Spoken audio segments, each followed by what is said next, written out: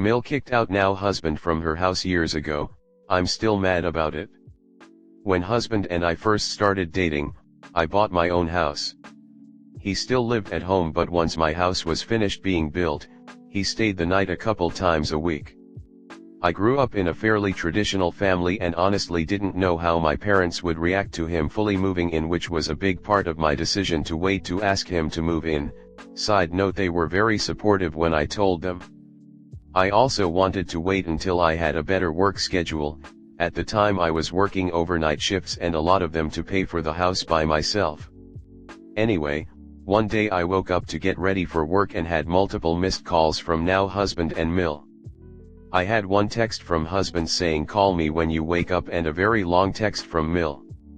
The text basically said that she swears she didn't want to have to kick him out, but she had no choice, as her daughter needs an office space for her college classes this summer and that was the only option. She said she loves him and doesn't want to fight but thinks it's for the best if he just moves in with me. At this point I had no idea what was going on and hadn't talked to my so yet. Come to find out, when my so arrived at my house, he told me that she violently grabbed a ton of his clothes, important documents, and his cell phone and threw them out the front door. The papers and clothes were fine but the phone was cracked. Apparently it was a screaming match. He was very angry. He was kicked out of his childhood bedroom and told his sister's needs were more important.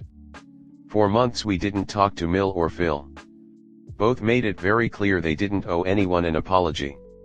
Sister ended up leaving the state a couple months later, which is when Mill came crawling back and starting her manipulative tactics to make my husband feel bad for her. Called him sobbing on the phone every day for weeks after his sister left and begging him to come see her to help her heal. We have tried having a sit down with both Mill and Phil and they both say they don't owe us an apology and they did nothing wrong. That it's their house and they can choose who lives there.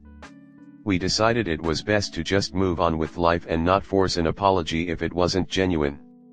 Mill also claims more recently that she never told him to get out, just to make room for a desk in his room for her, which there was no room, it was very small. Recently she asks husband to come spend the night at her house and hang out with her all day, has asked this a couple times. Mind you, there is still no furniture in that room because my husband took it all when he was kicked out.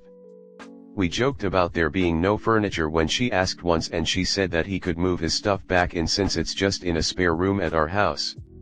I honestly don't even know if it's worth bringing this situation up anymore, it's been a few years. But it seems to always creep back in and it's clearly unresolved. I've told husband it feels like this important moment in our relationship was so tainted by this situation. Should I say something the next time it gets brought up? Comment. I read your other post. I'm not qualified to diagnose her, but she does sound like she has borderline personality disorder. Her throwing your so out sound to me like she felt like he was abandoning her for you, so she abandoned him in return by violently kicking him out. That's a classic BPD behavior. Once her tantrum passed, she was completely bewildered at why he was upset and didn't want to be around her, so she pulled out the victim card and continues to rewrite reality to suit herself, with Phil enabling and cheering her on in the background. Another classic BPD behavior. I have some BPD people in my life and am in therapy after being abused by them for years. According to my therapist, the only way to deal with these people is to set clear, absolutely unmovable boundaries. Don't ever give even an inch because they will take 10 miles. I have a habit of jading, and am working on not doing that. I suspect that is what your so also does. Your so does not owe her an explanation for his no answers.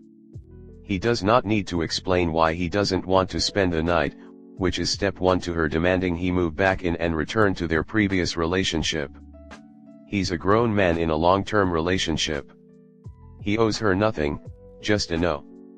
I really recommend seeking help from a therapist who specializes in cognitive behavioral therapy to learn strategies on how to deal with your just normal. Good luck, op.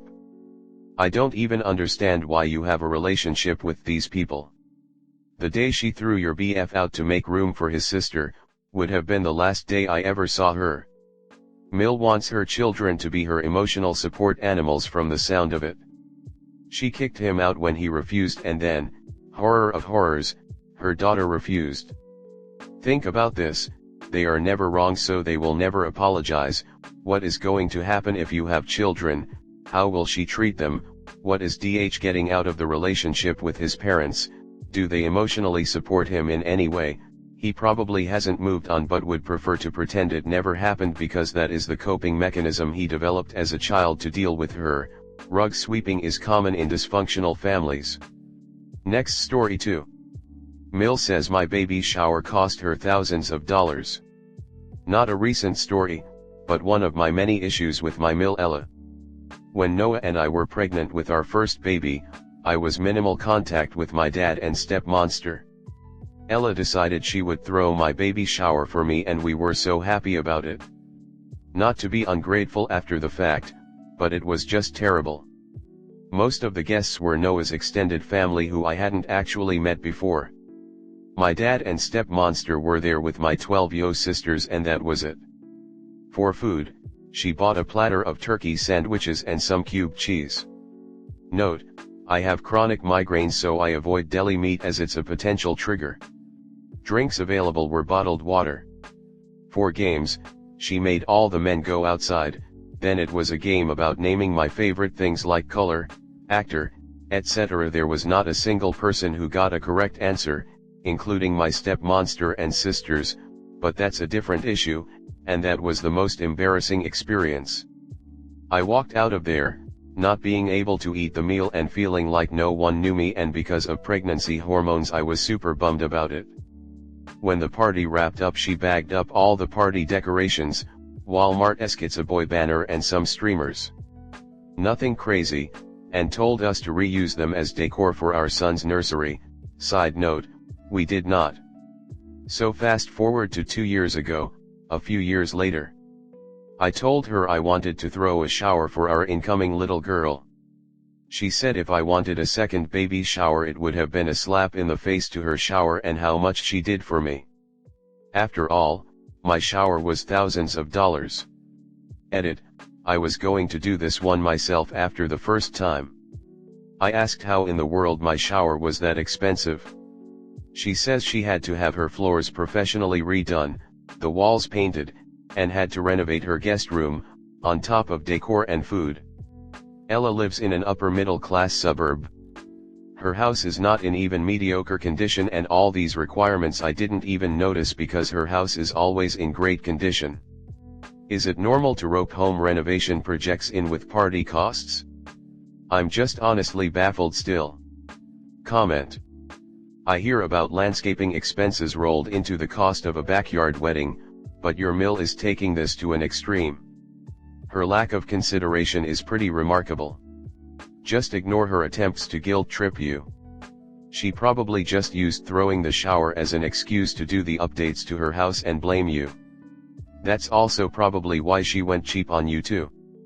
I would just throw your own shower and do it however you like and invite whoever you want, and feel free to exclude her and all the people who bring no positives to your life. Nope, I don't think it's normal. She took this way too far, and the way you described it, it seemed like she gave you a baby shower she would have wanted. I don't think you would ask her to redo the floor and to paint the walls for a baby shower with people you don't know or care much about.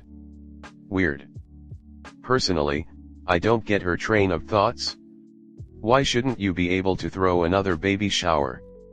Because she couldn't budget, or? The baby shower is about the new baby, or am I wrong? There's an episode of Friends where the groom's parents offered to pay half of the wedding, but when going through the itemized cost list, they discovered the bride's parents had things on there like new wine cellar. That was a 90s sitcom's idea of hilariously stepping over the line. It's so crazy, it's just baffling that she could really think her party for you not only required those upgrades but that she could tot up the expenses and then almost hold them over your head. I would have laughed at her and said, good one. Like, you can't get away with saying such lies, it's not polite. My shower had nothing to do with you choosing to remodel your house. Have the shower you want for your baby girl. Also maybe don't invite her, she sounds awful.